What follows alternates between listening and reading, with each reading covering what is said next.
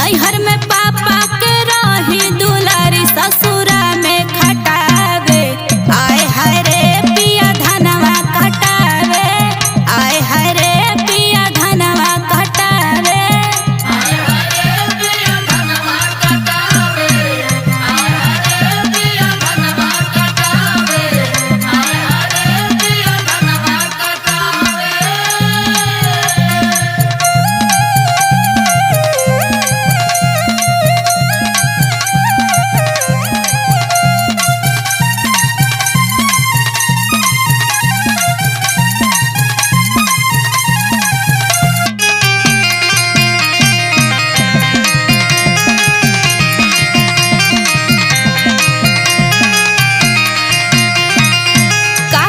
देवरू का हो हमार पापा इतना दहेज दे के शादी कैला। हाँ। आ तू ही देख ला आज हम गोबर